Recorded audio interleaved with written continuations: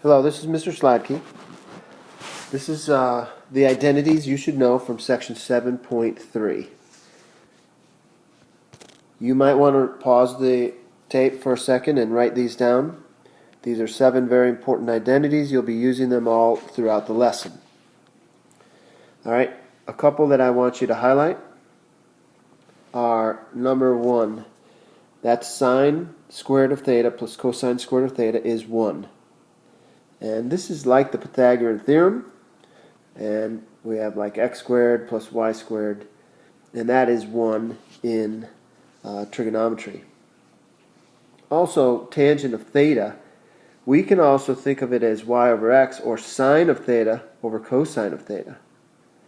And these next few you recognize maybe as just the reciprocal functions, and those are pretty easy. The last two, 6 and 7, are pretty new, a little bit harder. So you're going to have to refer back to this. Alright, let's get started. There's a worksheet. And oh yeah, I wanted to tell you a couple more things about sine squared of theta plus cosine squared of theta. Another way we can deal with this is we can say sine squared of theta is, and we just subtract cosine squared of theta from both sides of the equation, and we could get that. And then lastly, we could also say cosine squared of theta. If we just subtract this from both sides, we get cosine squared of theta is 1 minus sine squared of theta. So these three are used quite often. Alright, let's get started. This is question number 2. The whole point of the worksheet is to reduce to one term. And it's not an easy worksheet. The answers are in Canvas. So if you need some help with that, just go to the answer key. But I'm going to do 3 questions, number 2, number 6, and number 14. Alright, reduce to one term. First thing, I noticed right off the bat from this previous slide, see it? That 1 minus cosine squared of theta is equal to sine squared of theta. Okay, so that's nice. I've reduced it already a little bit. But this needs to be reduced.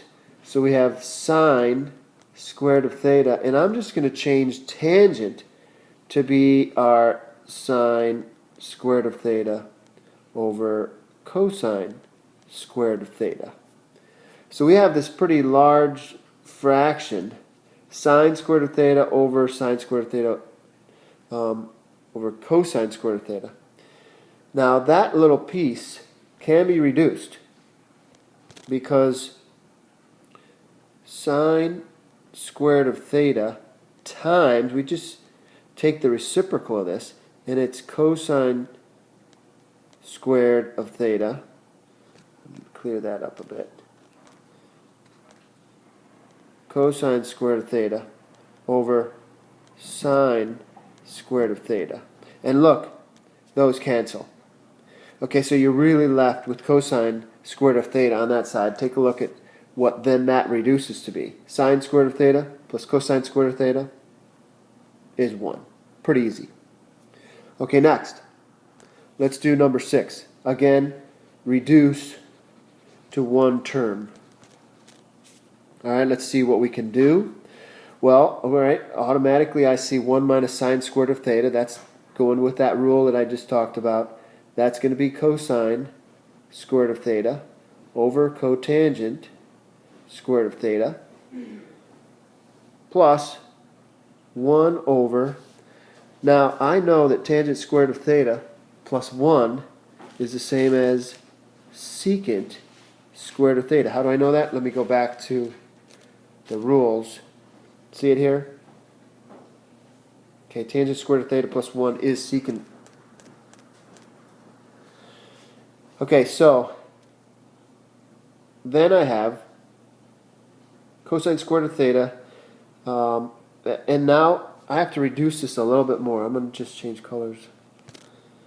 So that's cosine squared of theta over, now cotangent is a reciprocal of tangent, and tangent, so it's going to be cosine squared of theta over sine squared of theta.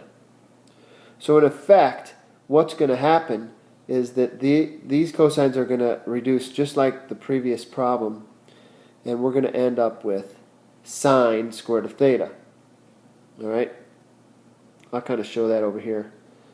It's cosine squared of theta, I'm running out of room, times sine squared of theta over cosine squared of theta. The cosines cancel.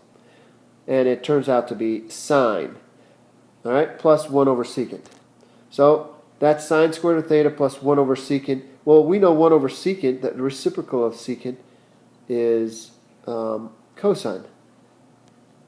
Okay, and there we go. It happened again.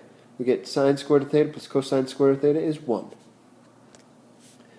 Okay, and lastly, reduce to one term. And we get again this 1 minus cosine.